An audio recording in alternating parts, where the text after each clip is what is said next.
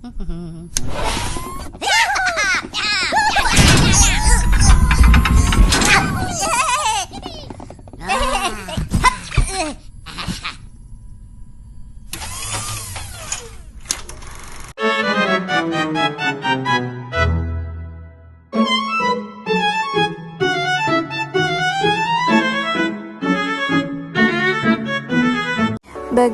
Indonesia bisa memiliki presiden?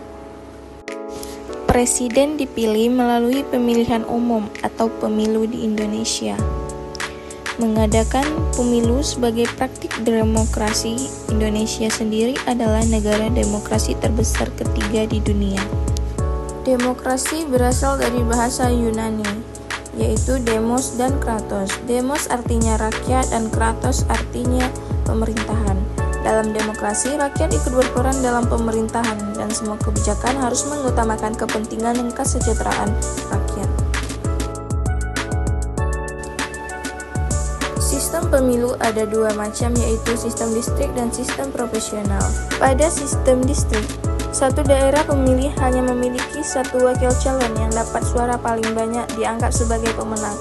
Di Indonesia, pemilihan DPD mengikuti sistem distrik tetapi berwakil banyak, yaitu dipilih 4 wakil DPD setiap provinsi. Pada sistem proporsional, setiap partai politik mendapatkan kursi sesuai dengan jumlah suara yang paling banyak. Sistem proporsional inilah yang akan dipakai dalam pemilihan DPR dan DPRD. Partai yang mendapatkan suara paling banyak akan mendapatkan jumlah kursi yang lebih banyak pula. Lalu, apakah semua partai mendapatkan suara dianggap lolos? Belum tentu. Ada yang namanya ambang batas parlementer atau parlementar. Yang jumlah suaranya mencapai ambang batas inilah yang akan dapat kursi DPR saat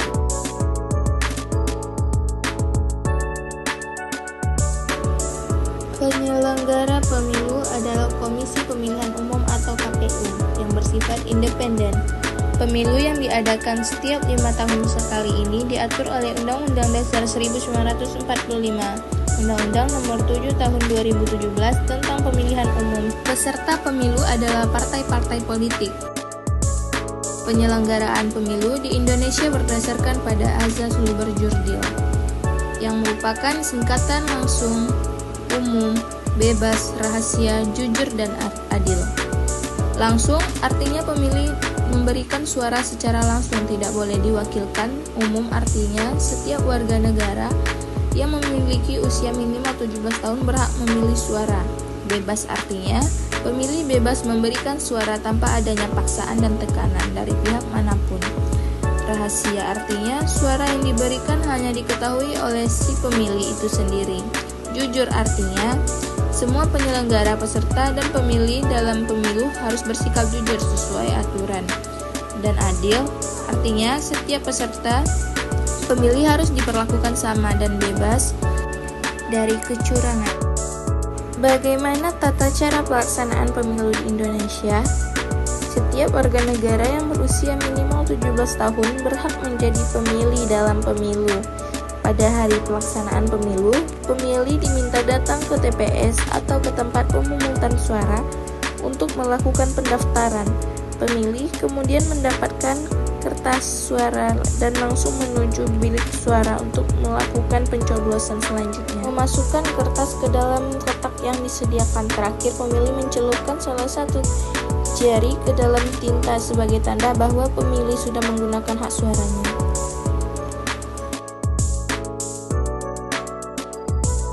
Sejak tahun 50 sampai tahun 59, Indonesia menganut sistem demokrasi parlementer. Sistem pemerintahan dijalankan oleh kabinet yang dipimpin oleh Perdana Menteri. Pemilu di Indonesia pertama kali terjadi pada era ini, tepatnya pada tahun 55, dan diikuti oleh puluhan partai politik. Terpilihlah anggota DPR dan Dewan Konstituante yang nantinya bertugas menyusun Undang-Undang Dasar yang baru. Sayangnya, Dewan Konstituante gagal menyusun Undang-Undang Dasar karena kondisi politik yang tidak stabil. Melalui dekret Presiden 5 Juli 1959, Presiden Soekarno membubarkan Dewan Konstituante dan kembali memperlakukan Undang-Undang 1945. Setelah keluarnya dekret Presiden, Indonesia memasuki era demokrasi pemimpin presiden menjadi poros segala suatu keputusan pemerintahan. Saat itu demokrasi belum berjalan dengan baik. Presiden mengangkat sendiri seluruh anggota DPR yang harusnya dipilih melalui pemilu. Selain itu, kekuasaan presiden menjadi tidak terbatas dengan diangkatnya Soekarno sebagai presiden seumur hidup. Era demokrasi, pemimpin kemudian digantikan oleh Orde Baru. Setelah terjadinya peristiwa G30 SPKI tahun 65, pada era Orde Baru, pemilu yang kedua berhasil diselenggarakan untuk memilih anggota legislatif. Sayangnya, penyelenggaraan pemilu dianggap tidak adil karena menguntungkan partai tertentu. Sejak tahun 77, penyelenggaraan partai politik menjadi 3 partai. Dalam 6 kali pemilu, Golkar selalu keluar sebagai partai pemenang dan Soeharto kembali diangkat sebagai presiden untuk kesekian kalinya. Akhirnya pada tahun 98 terjadi demonstrasi besar-besaran menuntut formasi. Presiden Soeharto pun mengundurkan diri setelah itu.